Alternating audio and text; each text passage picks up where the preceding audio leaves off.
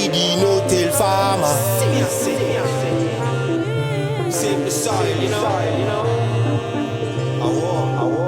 Abidi no tell farmer. No tell farmer. Yeah. Make our planet better. Yo, Planet better. red worms in the cover crop. Fresh load of some compost. New mulch layer on the top. Let it grow, then we chop and drop those. I don't disturb my soil, no. Through the winter I let that daikon go. Roots penetrate deep and break down. I just feed the soil and take care of. What's up, Bromies? We got another seed starting video for you. I'm really excited to finally get this 8x8 filled up. A lot of you have been wondering probably why I got all these beds in here and I only got 2 plants growing. And we got a new 8x8 from AC Infinity. Huge shout out to them. They're a big sponsor in the garden. And we fell behind. We weren't able to get the Black Sugar 2.0 to germinate for other reasons. And if you watch my other videos, we talked about that. It was hypospecies miles, predator mite. We did a direct sow. The seeds came late, blah, blah, blah. But to the point is, we're getting ready for the next grow. So when your harvest is 2 to 3 weeks out, it's a good thing to start your beans early. That way you can get this perpetual grow going. You can harvest, re-amend, plant your beans, and just keep the cycle going. So I'm excited because we got a lot of good different flavors here. We got the Ricky's Hash plant from Grimm Brothers Seeds. Really excited. I'm a huge Trailer Park Boy fan, so it's going to be sweet to run these. We got 4 feminized seeds here. We're going to pick 1 or 2 to run in the 3x3 bed. Over here to the right, this will replace the crop culture. And then we have the Magic Candy Mountain OG. It is a cross between Welcome to the Grow Tent, Purple Frost Giant, and Mr. Grow. It's Chill Out OG. If you know me and watch my grows, I'm a huge Chill Out OG fan. I've ran the F1s, F2s, F3s, and we're going to be running the F4s soon, so stay tuned for that. And then these are regular seeds, so we're going to be doing a sex test on these to find out male or female, and we'll run 1 or 2 in the tray to grow bed. And then we have the Black Sugar 2.0. We tried to run them last time and we had some issues. We direct sowed.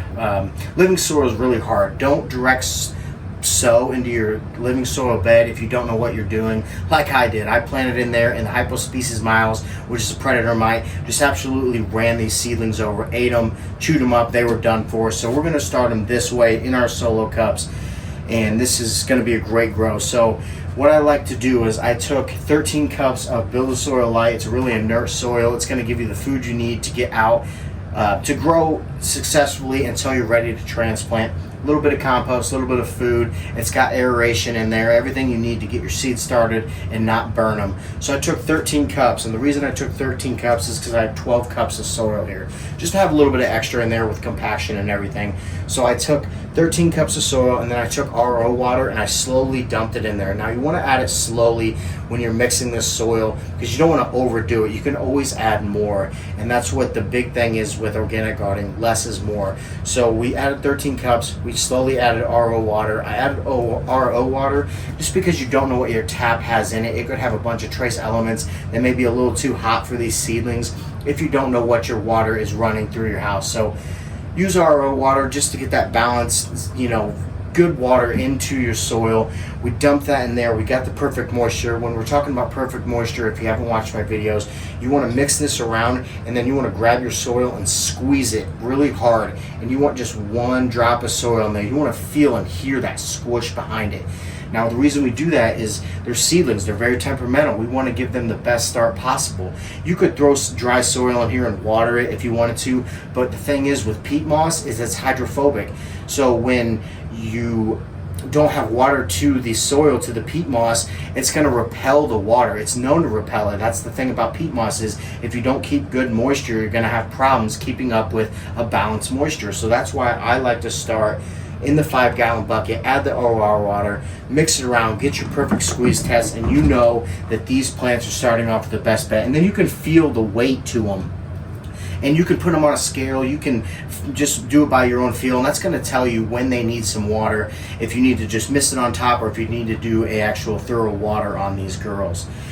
So that's pretty much it, Gromies. It's real simple, real easy. I did a 12-hour seed soak, and then I just direct sow these in here, got our perfect moisture, throw some mulch on top. I throw the mulch on top just to help retain moisture, because that's the key you're fighting with seedling, is retaining water and not overwatering. And you don't want to overwater these seedlings. So like I said, get your perfect moisture, Put your soil in your cups, feel that weight, weigh them if you have to. I used to put them on a scale and weigh them. So they said this, when it was perfect moisture, it was a couple grams less, so we watered a little bit when the scale said not to, or when the scale said to. So like I said, I'm to the point now to where I can lift these and feel it and let me know when I'm gonna need water. And these girls are gonna crush. Little Soil Light's got enough food in there to make sure that you can grow these till they reach the outside of their container, and then they're gonna be ready to transplant.